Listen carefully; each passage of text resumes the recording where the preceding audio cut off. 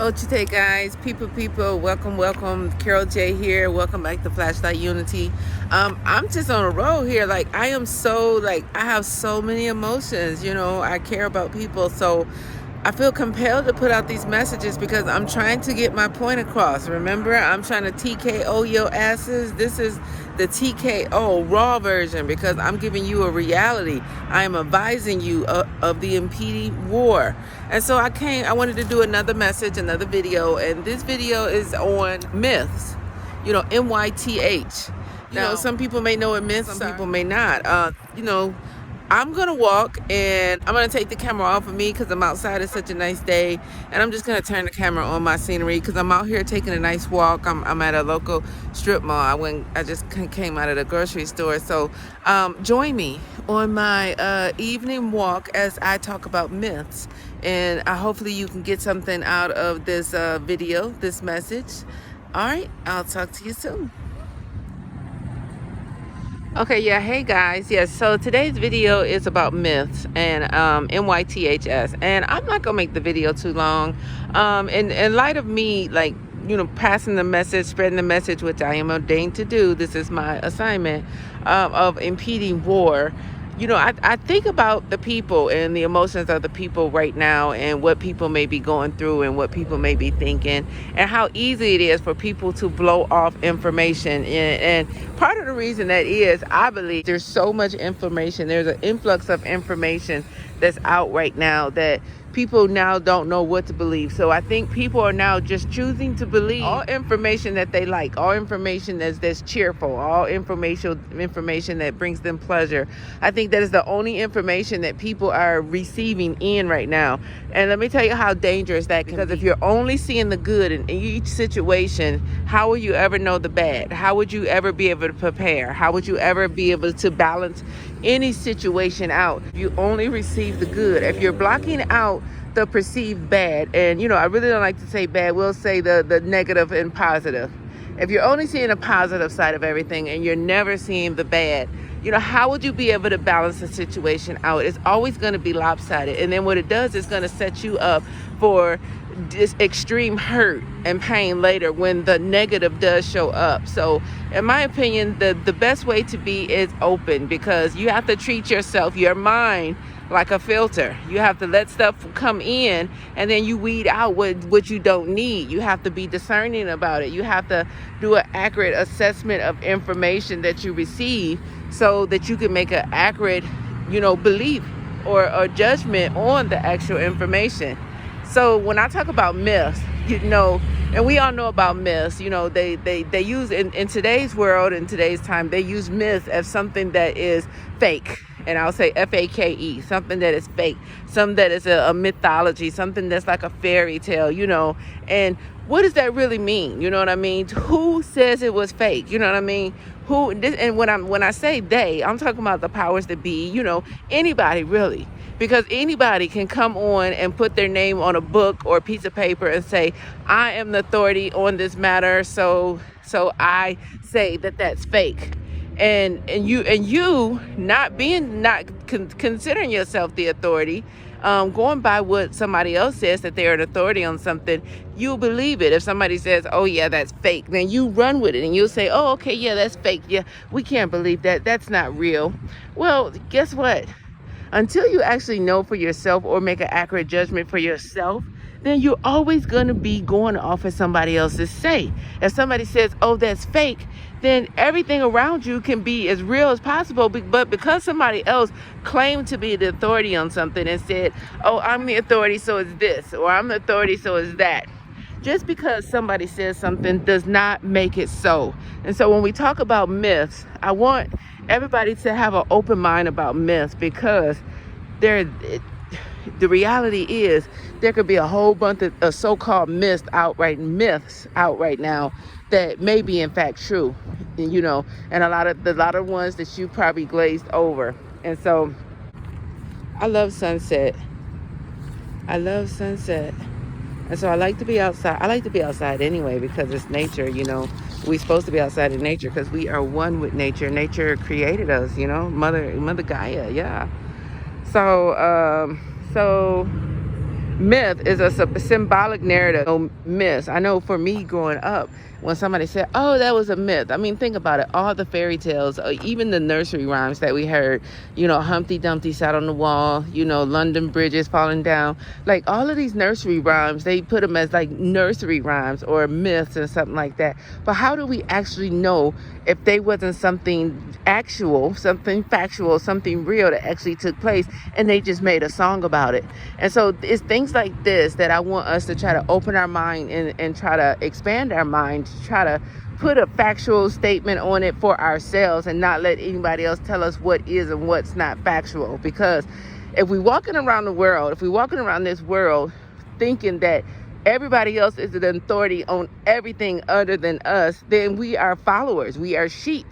We are not taking a lead role within our lives, because anybody can tell you something. If I wanted to plot on you, and I said, well, I'm the authority. I put on the suit. Now, suit is my costume. I put on the suit, which is my costume, and I walk over to you, and I make me a little badge, and I put my badge on my suit, on my shirt, and I walk over to you, and I say, yeah, I'm the authority on such and such and such and such, and this here, my friend, is fake. Or this here, my friend, is true. And because I got on a suit, because I put on a costume, because I put a name tag on that said I'm this, that, and the other, and because I talked with assertiveness that this is in fact true or false, you take it as law. You take it as, oh, yeah, well, such and such said, that they, this, that, that, and it's not real. Well, how do you know? How do you know? Now, this does not go for everything, but it does go for a lot of things, a lot of situations, a lot of things, and really more than you know. But we'll get into that a little bit later. I just wanted to put this quick video out about myths, because there's a whole bunch of swayances or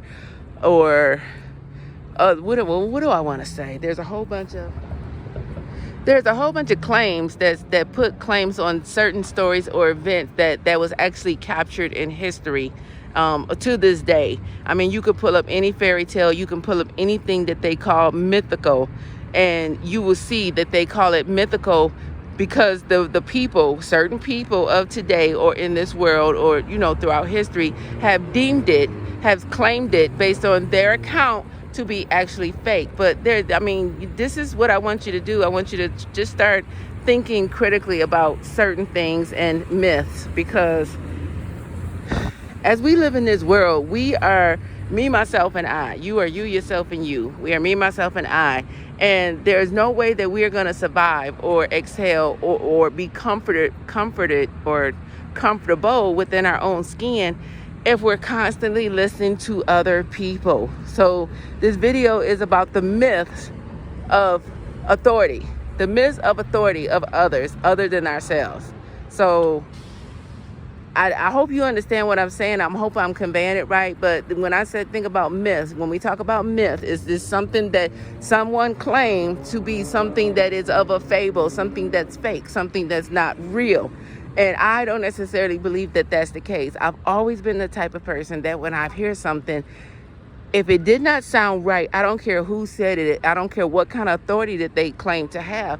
If it did not sound right to me, then I would always, either in my mind, or I would say it out loud and say, I don't believe that. It just don't sound right to me, So I would always use my critical thinking on things, and that was said, because I really want to, some people, you can say, but when I hear any information, either I'm going to get a feeling about it, meaning I'm going to use my discernment about it, I'm going to use my intuition about it, or I'm going to do some research of what I can find on it. And not just one piece of research. I'm going to try to look in as many places I can so that I can get a better feeling about it, a better intuition and discernment about the information.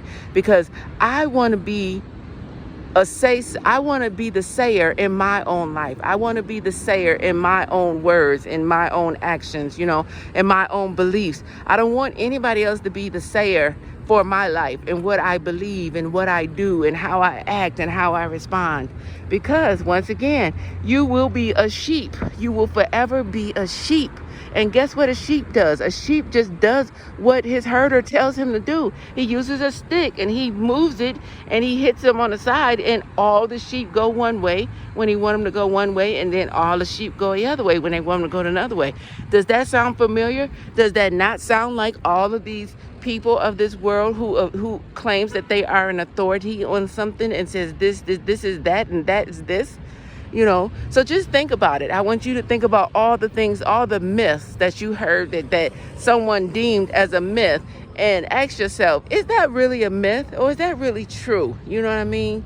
Because in reality, a lot of the things that they call myths right now, that they call fake and myths right now, will really blow your mind because they are actually true. A lot of the times they claim that mythical stories have no basis in historical events. And so, you know, that's basically cutting out all stories of the past, of history that we hear about, that they've been deemed as myths. That's pretty much saying that every last single story, every piece of history, you know, is fake. You know, why would, you know, ask yourself, why would people leave information? You know, people leave information, people from the past, people from history, and not just the immediate history. I'm talking about long years and years and years and years ago, centuries ago even, you know, way back, you know, in biblical days, you know, and before.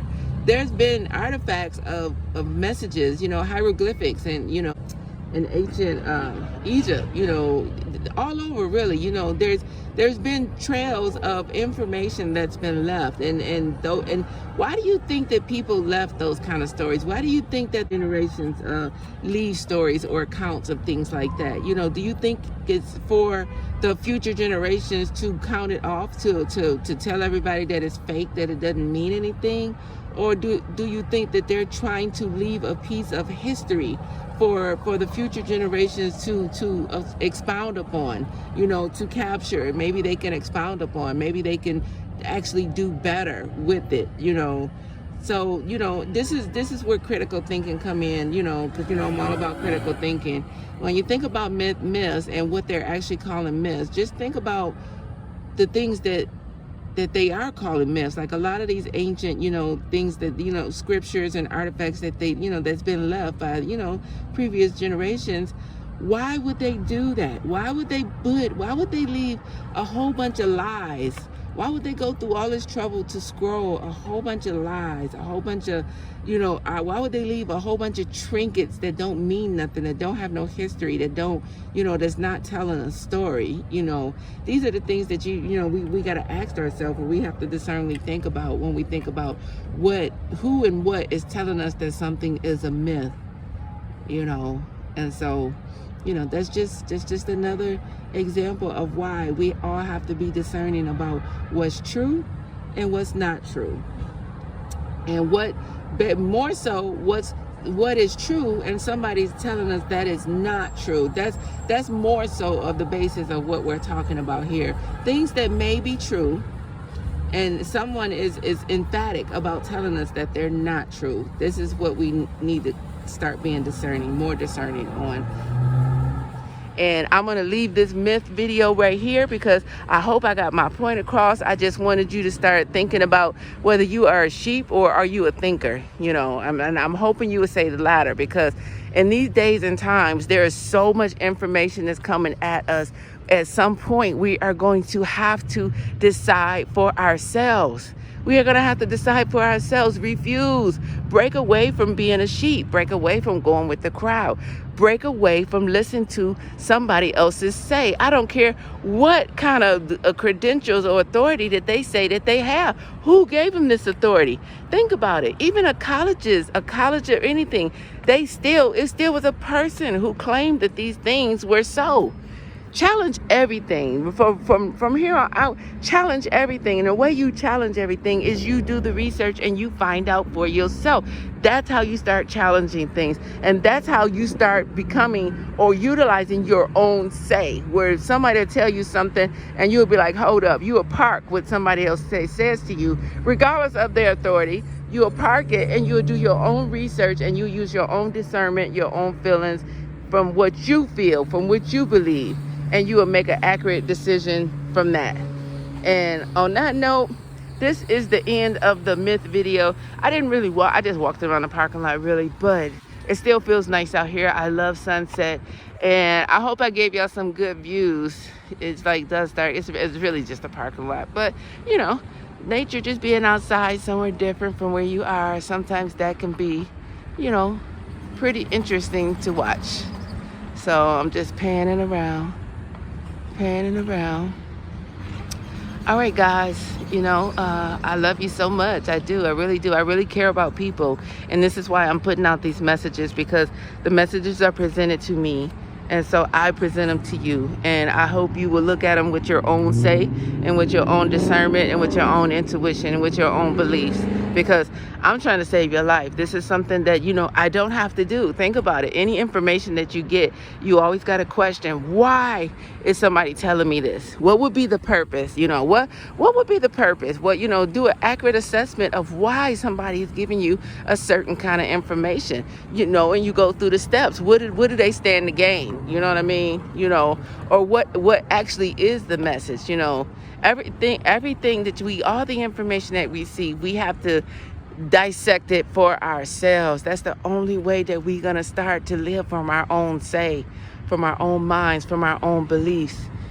And I think that's it for this video. So I'll say Ochite, guys, until the next video. But remember, we got to get over before we go under, because the under that's coming to this country, it's gonna be rough to try to get over from that. It's gonna be rough. It's not impossible, but it will be rough, and something like you've never seen before. Not something like none of us have ever seen. I know I haven't seen it, but the best way to get prepared, the best way to prepare for something like this is to take action, is to start paying attention, is to start doing research, start asking questions, start finding out some things. So I'm gonna keep bringing out the videos, and until the next video, Ochite.